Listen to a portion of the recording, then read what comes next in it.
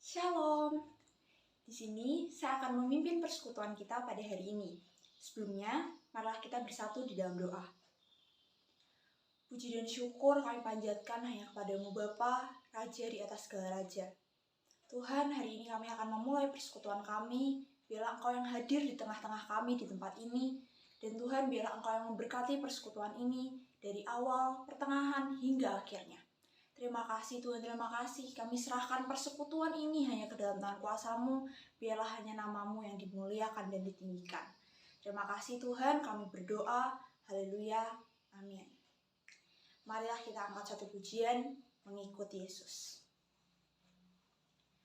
Semua karena anugerah-Mu hari ini ada, bukan karena kuatku, namun karena Roh-Mu. Ku bawa hatiku, penyembahanku,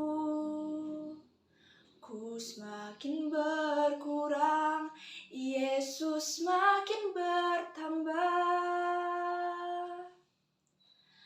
Mengikut Yesus, itulah kesukaan hatiku.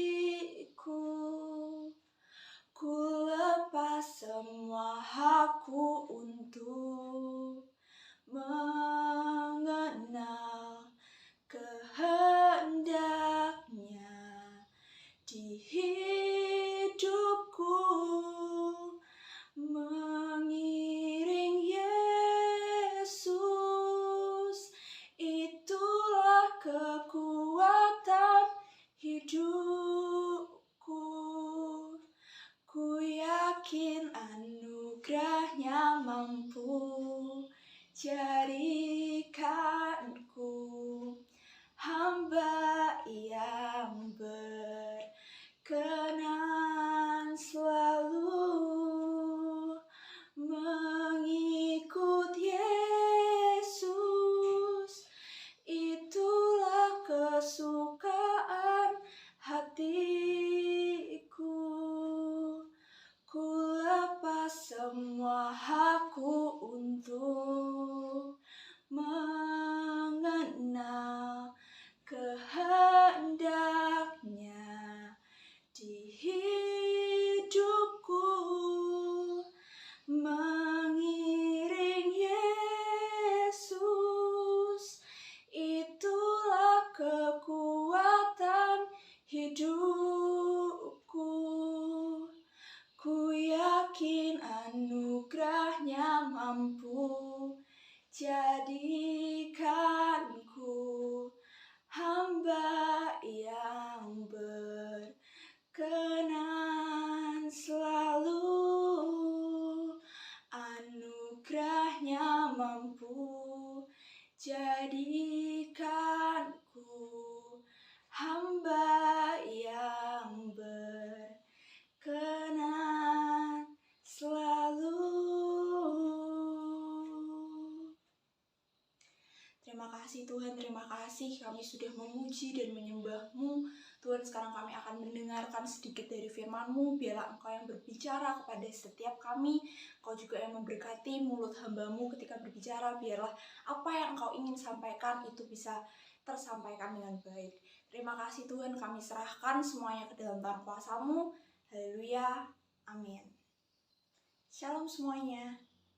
Hari ini saya akan menyampaikan sedikit dari firman Tuhan tentang hati seorang hamba. Sebenarnya hati seorang hamba itu seperti apa sih? Kalau menurut saya sendiri, hati seorang hamba itu adalah hati yang ingin menjadi berkat bagi banyak orang dan hidupnya berkenan bagi Tuhan. Kita buka dulu di ayatnya, yaitu di Matius 20 ayat 28. Saya akan bacakan.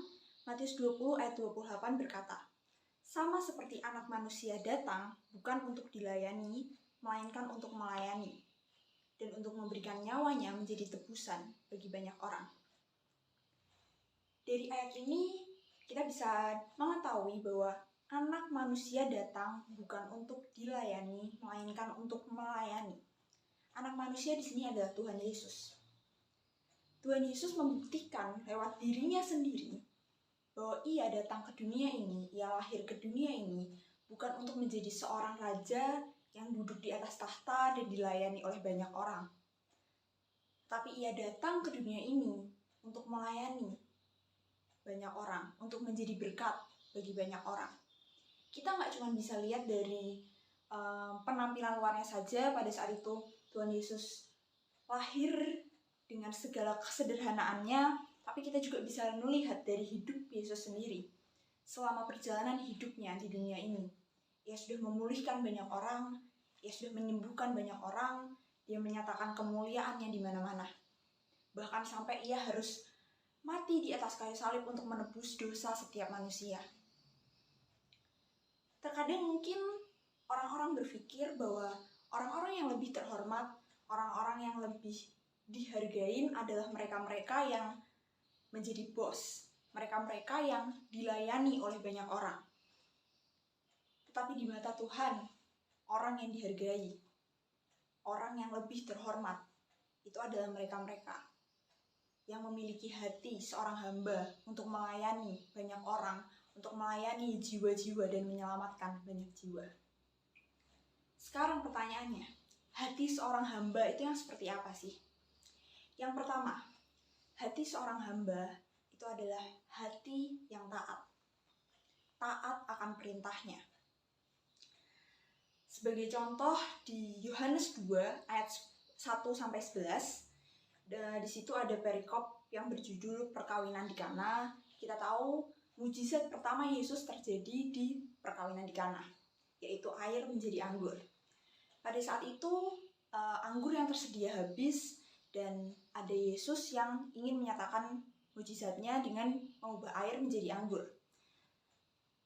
Selain karena Yesus ada di situ, mujizat itu terjadi di baliknya adalah karena ketaatan para pelayan-pelayan yang ada di sana. Jadi pada saat itu dikatakan bahwa Ibu Yesus menyuruh para pelayan untuk buatlah seperti apa yang ia mau. Lalu para pelayan itu taat. Setiap waktu Tuhan Yesus berkata, isilah tempayang-tempayang itu dengan air, mereka tanpa protes, mereka langsung melakukannya dengan taat. Dan saat Yesus berkata lagi, cedoklah air itu dan berikanlah kepada pemimpin pesta, mereka mencedok air itu dan memberikan kepada pemimpin pesta, alhasil kemuliaan terjadi, mujizat terjadi, air itu menjadi anggur. Ketika kita memutuskan untuk taat, ketika kita memutuskan untuk mendengar perintah Tuhan dan melakukan seperti apa yang Tuhan mau, mujizat itu bisa terjadi di hidup kita. Mungkin terkadang kita merasa bahwa kita sudah punya rencana atas hidup kita yang kita merasa rencana kita adalah yang paling baik buat diri kita. Ketika Tuhan ngomong apa, kita selalu berpikir, Tuhan, kayaknya jalanku lebih baik deh. Kita selalu merasa kita sudah menata yang terbaik buat hidup kita. Padahal Tuhan itu selalu punya yang terbaik buat hidup kita. Contoh ketidaktaatan yaitu adalah cerita Adam dan Hawa. Pada saat itu, Adam dan Hawa adalah manusia pertama yang ada di bumi, ditempatkan di Taman Eden dengan segala ketersediaannya, mereka mau apa sudah tersedia. Tapi pada saat itu mereka tergoda oleh iblis untuk memakan buah di pohon di tengah taman. Mereka tidak taat. Ketika Tuhan berbicara kepada mereka untuk mereka tidak memakan buah yang ada di pohon di tengah-tengah taman, mereka bisa saja untuk menaati itu, dan mungkin sekarang kita semua berada di Taman Eden. Tapi mereka pada saat itu tergoda dan mereka tidak taat. Hasilnya adalah ketika Tuhan datang untuk menemui mereka, mereka malu. Karena mereka menyadari bahwa dirinya telanjang. Yang kedua adalah hati yang mengasihi. Hati seorang hamba itu juga adalah mereka-mereka yang mau mengasihi. Mengasihi sesamanya, mengasihi orang-orang di sekitarnya. Mungkin mengasihi terlihat mudah ketika orang itu berbuat baik sama kita. Kita akan dengan mudah berbicara, saya mengasihi kamu. Ketika orang itu baik sama kita, ketika orang itu dekat sama kita. Tapi kalau misalnya mereka jahat sama kita, apakah kita akan tetap mengasihi mereka? Itu susah untuk dilakukan. Tapi hati seorang hamba adalah mereka yang mau terus mengasihi sesamanya apapun keadaannya. Yang ketiga adalah hati yang setia. Setia. Ketika kita sudah memutuskan untuk mengikut Tuhan sampai hari ini, apa sih motivasi kita untuk terus melayani, untuk terus ibadah? Apakah karena kita takut kalau misalnya kita nggak ibadah terus kita nggak diberkati? Atau karena memang kita setia karena kita mencintai Tuhan? Saya harap kesetiaan kita di sini itu tidak bergantung dari seberapa besar berkat yang Tuhan kasih. Tapi biarlah kesetiaan kita hari ini, kesetiaan kita sampai akhir hidup kita, itu karena kita yang benar-benar mengasihi Tuhan dan mau memberikan hidup kita, diri kita untuk kemuliaan namanya.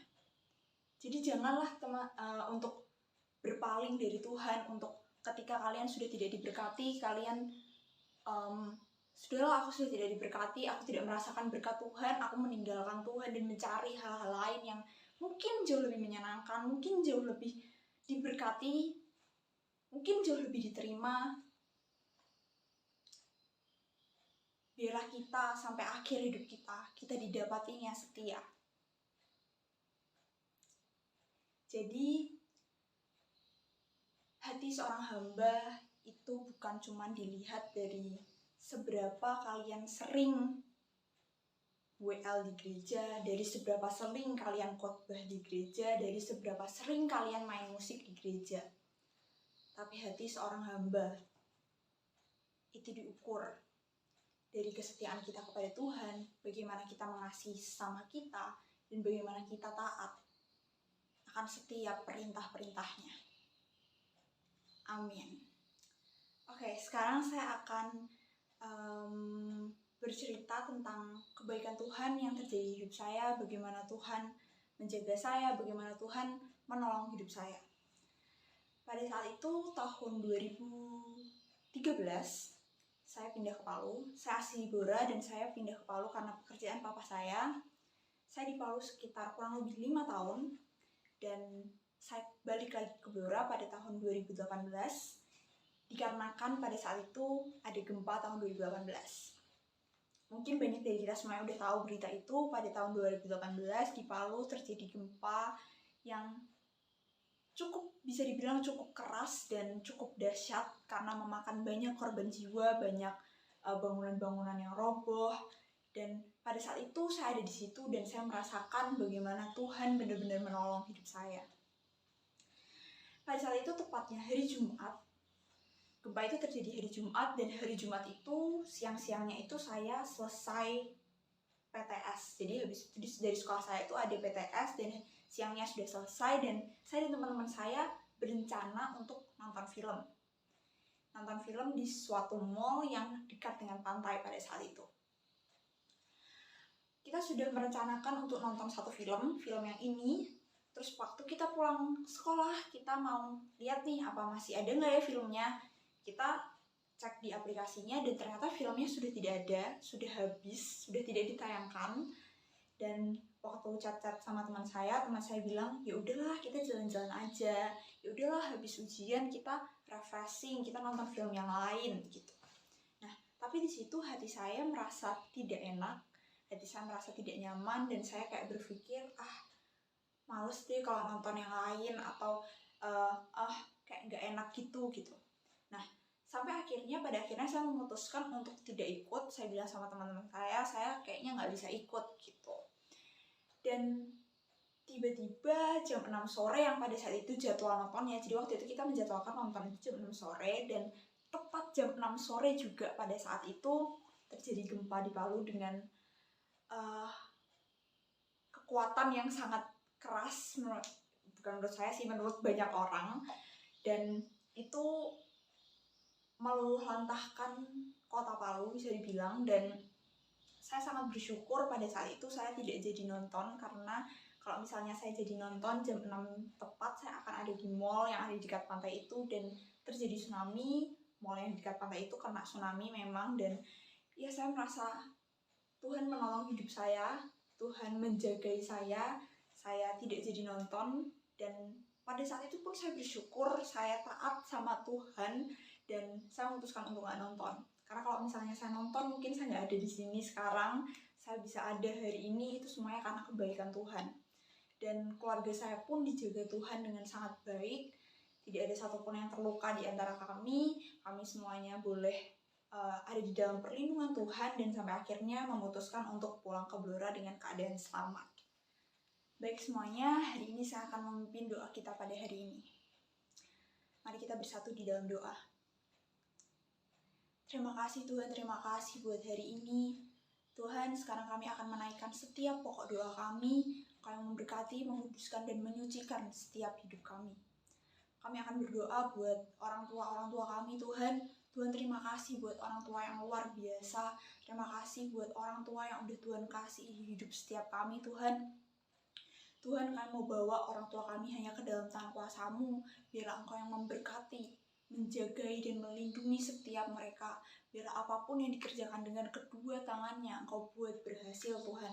Biarlah Tuhan, Engkau sendiri yang menutup bungkus mereka juga dengan kuasa tangan-Mu. Dalam nama Yesus, Tuhan, Engkau yang menjaga kesehatan setiap mereka. Terima kasih Tuhan, terima kasih. Kami juga akan berdoa buat sekolah kami. Tuhan Yesus, kami percaya Engkau menempatkan kami di suatu tempat, itu bukan suatu kebetulan, tapi Tuhan, ketika Engkau menempatkan kami di suatu tempat, biarlah kami menjadi terang-Mu. Tuhan, biarlah setiap kami bisa menjadi terang di sekolah kami, dan biarlah kami bisa membawa dampak yang baik buat sekolah kami, dan biarlah sekolah kami itu juga bisa menjadi terang bagi setiap sekolah yang ada di sekitarnya. Terima kasih Tuhan, kami juga mau berdoa buat masa depan setiap kami sendiri. Tuhan Yesus, Engkau yang memberkati masa depan kami, masa depan hamba Tuhan. Biarlah masa depan kami indah bersama dengan Engkau. Kami percaya Engkau sudah merencanakan yang terbaik buat setiap hidup kami. Dan biarlah hanya kehendak-Mu yang terjadi atas setiap hidup kami. Biarlah hanya kehendak-Mu yang terjadi atas setiap masa depan kami. Kami serahkan Tuhan masa depan kami hanya ke dalam tangan kuasa-Mu. Dan biarlah Tuhan Engkau dapati kami setia sampai akhirnya.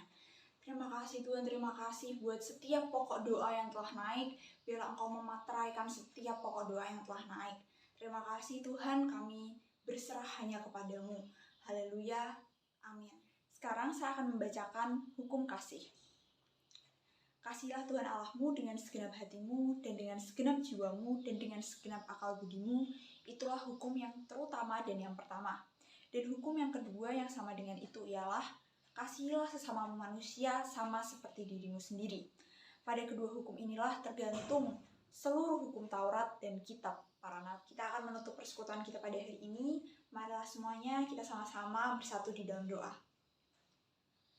Tuhan Yesus, terima kasih buat hari ini. Terima kasih buat persekutuan yang indah ini. Terima kasih kami boleh ada hari ini. Itu semuanya karena kebaikan-Mu Tuhan.